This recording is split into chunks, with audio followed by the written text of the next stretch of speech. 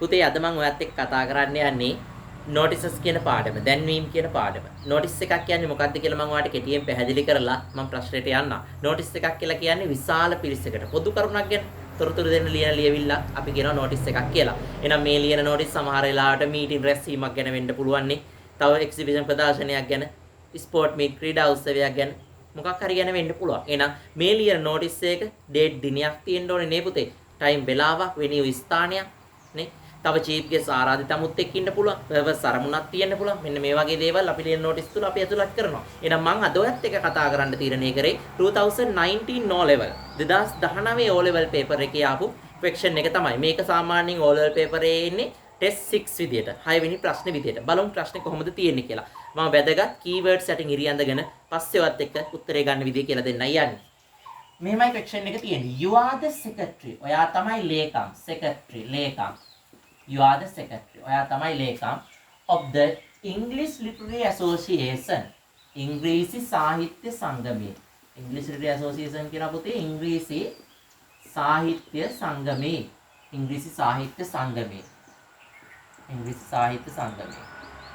Of your school. ඔයාගේ පාසලේ. You have organized. ඔයා සංවිධානය කරලා තියෙනවා. You have organized. සංවිධානය කරලා තියෙනවා. A singing competition in English. මම යටින් ඉරක් යන කතා. A singing competition. ගායන තරඟයක්. ගායන තරඟයක් හැබැයි සිංහල ඒවා නම් නෙමෙයි ඉංග්‍රීසි. ඉංග්‍රීසි සින්දු ගායන තරඟයක් තමයි මේ තියන්නේ යන්නේ. Write a notice. මෙන්න පාඩමේ ලියට ආවා. Write a notice. ලියන්න දැන්වීමක්. Inviting all the students, සියලුම සිසුන්ට all the students of grade 9. මොන ශ්‍රේණියයිද? grade 9 9 ශ්‍රේණිය ළමයින්ට විතරයි මේකට එන්න කියන්නේ නේද?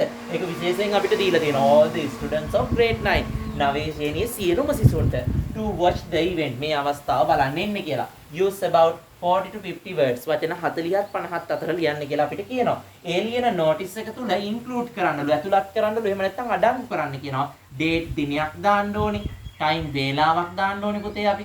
ඊළඟ place ස්ථානය දාන්න, සමහර ප්‍රශ්න venue කියලා දෙන්නේ මේකම තමයි. ස්ථානය දාන්න ඕනේ. ඊළඟට ඔන්න ඔය ටික තමයි අපිට ඇතුළත් කරන්න කියන්නේ ප්‍රධාන වශයෙන්. අපි සිංහලෙන් දැන්වීමක් ලියුවත් උඩින්ම දානවනේ මොකද්ද? දැන්වීමයි කියලා දානවා. ඒ වගේ තමයි අපි ඉංග්‍රීසි වලින් ලියද්දි. මම දැන් බෝඩ් එකේ ප්‍රශ්නෙම කළා. ඔයාලට උත්තරේ ගන්න විදියයි කියලා දෙන්න යන්නේ.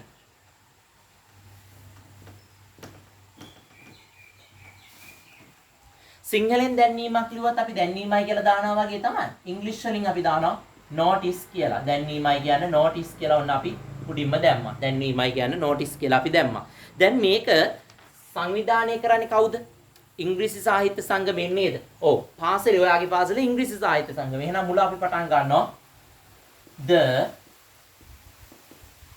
English Literary Association ඉංග්‍රීසි සාහිත්‍ය සංගමය English Literary Association ඉංග්‍රීසි සාහිත්‍ය සංගමය of පාසලක නමක් දාගමු. මම ලියනවා මහසෙන් මහා විද්‍යාලය කියලා. of මහසෙන් මහා විද්‍යාලය. මහසෙන් මහා විද්‍යාලයේ ඉංග්‍රීසි සාහිත්‍ය සංගමය has organized සංවිධානය කරලා තියෙනවා. has organized සංවිධානය කරලා තියෙනවා. සාහිත්‍ය සංගමයේ එක වචනින් ඉන්න has ගත්තේ. has organized a singing competition. singing competition ගායන තරඟයක්. singing competition එකක්. singing competition in English. ඉංග්‍රීසියෙන්. ඔන්න මම තිත තියලා ඉවර කරා. මේ ඉවෙන්ට් එක අපි අතුලත් කරා. singing competition in English.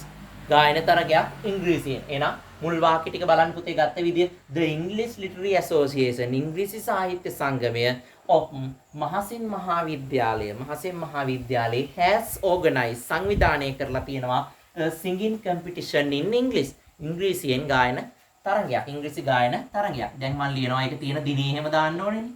එහෙනම් අපි ලියමු it will be held. එය පවත්වා නෙමෙයි future tense passive ලියලා තියෙන. It will be held on 7th of October 2021. 2021.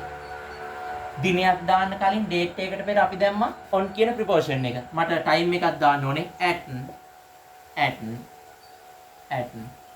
2 pm at 2 pm වෙලාවකට කලින් දාන්නේ මොකද්ද පුතේ? at කියන ප්‍රොපෝෂන් එක නේද? at 2 pm in the main hall ප්‍රධාන ශාලාවේ in the main hall. එහෙනම් place එකකට කලින් ස්ථානයකට කලින් අපි in කියන ප්‍රොපෝෂන් එක දාන්න ඕනේ. එහෙනම් ඔන්න අපි අපේ ඉතිරි කොටසත් කරගත්තා. දැන් තියෙන්නේ notice එකේ අවසන් හරිය. මොකද්ද කරන්න ඕනේ? මේ ප්‍රශ්නේ පැහැදිලිව තිබුණා grade 9 students. all the students of grade 9 කියලා දුන්නානේ. 9 ශ්‍රේණියේ සියලුම සිසුන්ට මේකට එන්න කියලා ආරාධනා කරනවා. ඔන්න බලන්න ඒක අපි කරන විදිය.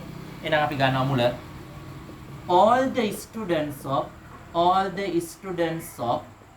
all the students of grade 9 9 ශ්‍රේණියේ are kindly invited කාරුණිකව ආරාධනා කරනු ලබනවා. kindly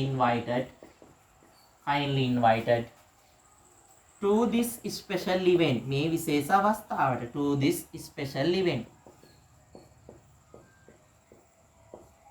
එනවා මේ විදිහට ඔන්න අපි අවසන් කිරිල්ල කරා.